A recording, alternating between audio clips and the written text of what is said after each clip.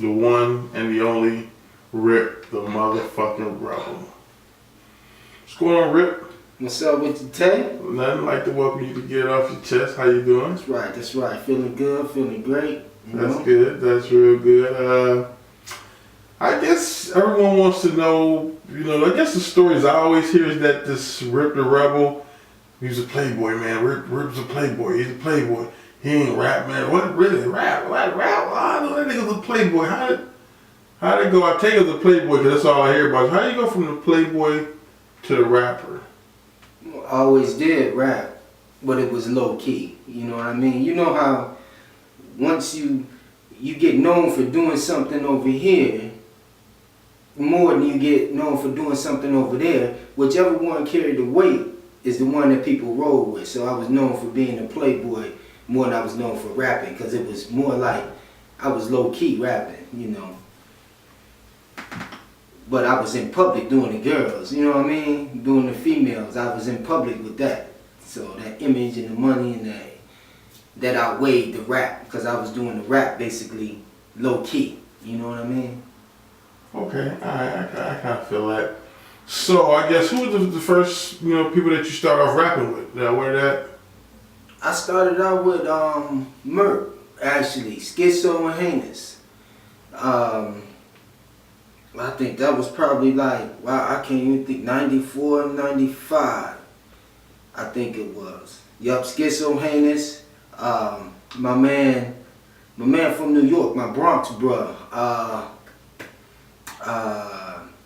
Quick Draw. That's my guy. Shout out to Quick Draw. Shout out to Heinous. Shout out to Merc Records. Shout out to Schizo. So. Okay. So I remember you bouncing around a little bit with Merc, and then you happened to jump into the platoon Patience.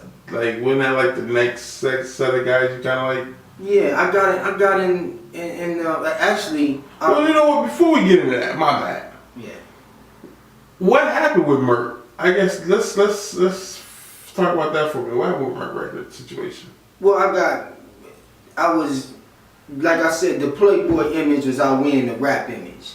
Then I was always killing the freestyles, though. I was always killing them in the booth, like, you know what I mean. So once that started to shift, once the playboy image and the rap came in on the same level, then that's when people started noticing the rap.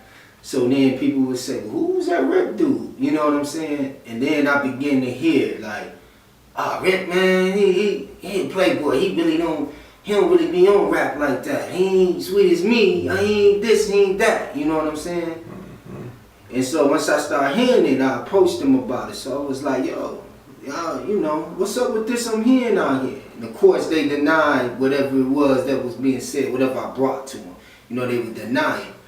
So then I said, well, it's best that we cut ties. You know what I mean? So we cut ties. Some people might say it's bad. Some people say I said it was good. I mean, it wasn't no threats made. It wasn't nothing like that.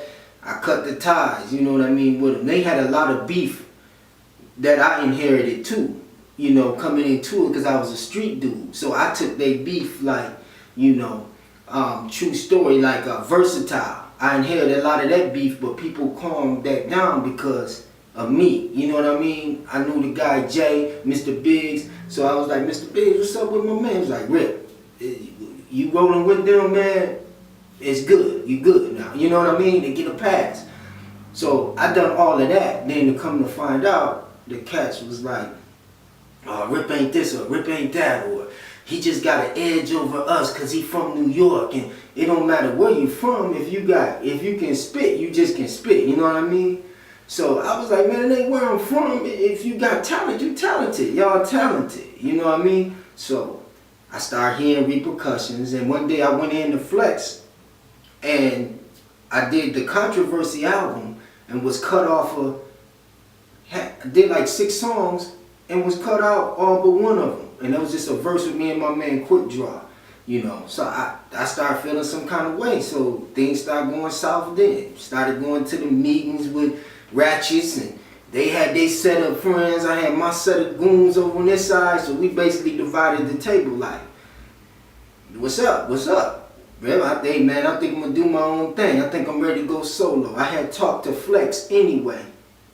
Shout out to Flex BC, House of Trees. I talked to Flex anyway, and he was like, Rip, you ready? You know what I'm saying? So I was like, what? Well, I'm still in the street. I'm still playing with the women, though, man. He was like, Rip, you ready? Out of all of them cats, you the most polished one. And I was like, wow, okay. And this coming from Flex.